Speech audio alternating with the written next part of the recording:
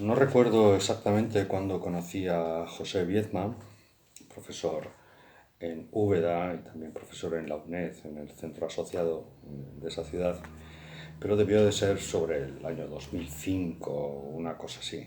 porque ya para el año 2010 ya nos conocíamos e incluso le mandé mi libro El ajedrez de la filosofía, que tuvo a bien leer y comentar en su momento. El caso es que luego nuestra relación se intensificó por mi participación en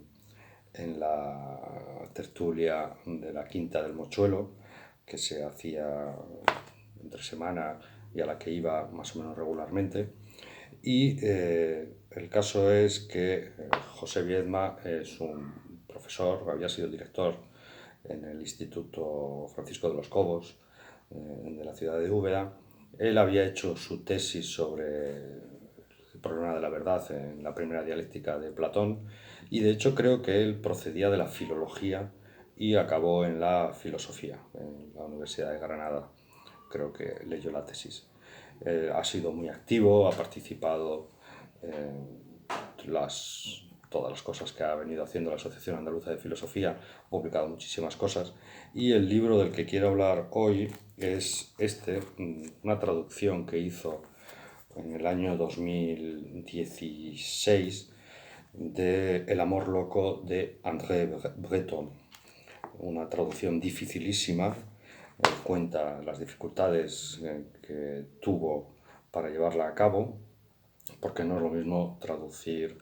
a un escritor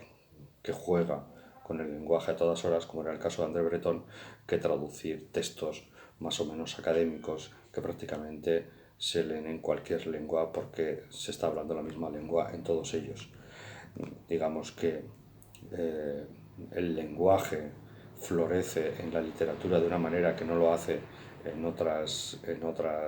la poesía además, en otras disciplinas, porque,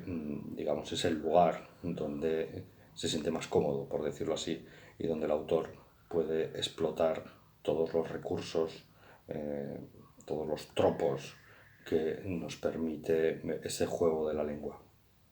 El caso es que tradujo el texto y le añadió unas notas, unas reflexiones al final del mismo, titulado El oro del tiempo. Como sabemos, André Breton es un surrealista. Yo leí en su momento el manifiesto surrealista y digamos que el texto, que podría parecer puramente literario, no lo es tanto. Quiero decir que el componente filosófico,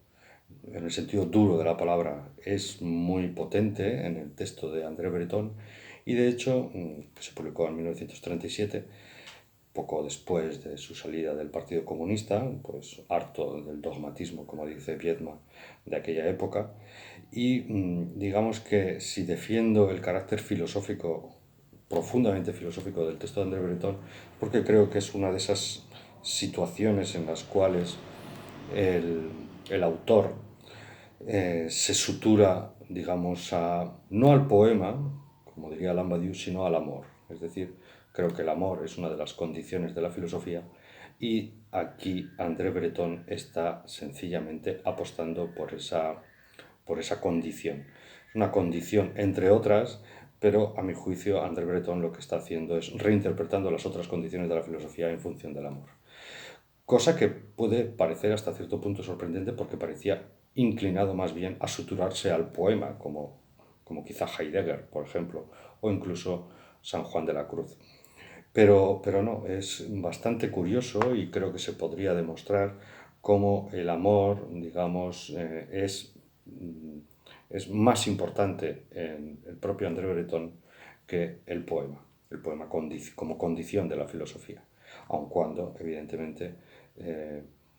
creo que el lugar donde André Breton busca esa condición de la filosofía sea en la literatura, principalmente, o en el arte. En fin, José Viedma es un espíritu libérrimo, le interesa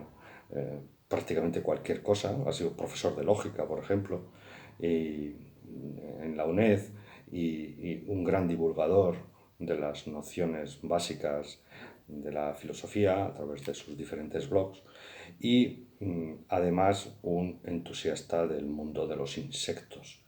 Que si yo no recuerdo mal, el propio Leibniz hablaba de vere philosophus adjungius porque había hecho una taxonomía del mundo, el mundo de estos bichos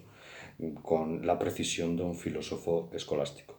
Es amante de la fotografía, José Viedma, y tiene unas maravillosas fotografías unidas a un verbo ágil, barroco, hasta el extremo, del propio Viedma. Que por otro lado es un afrancesado, pero un afrancesado que está de vuelta, es decir, pues, que se harta evidentemente no tanto de Althusser, sino de los althuserianos, no tanto de Foucault como de los Foucaultianos, no tanto de Deleuze como de los deleuzianos, que efectivamente son absolutamente insoportables, porque aquello que perdonamos a los maestros no se lo perdonamos a los secuaces. Viedma, en este sentido, a pesar de su afrancesamiento, no incurre en esos vicios y, de alguna manera, para solventarlos y demás, se ha preocupado muy mucho de recuperar la tradición hispánica filosófica, como diciendo que no hace falta ir tan lejos para descubrir cosas que aquí tenemos a la mano. En fin, compañero, este es mi vídeo en torno a tu libro, con el cual he disfrutado mucho y que me ha descubierto muchas cosas.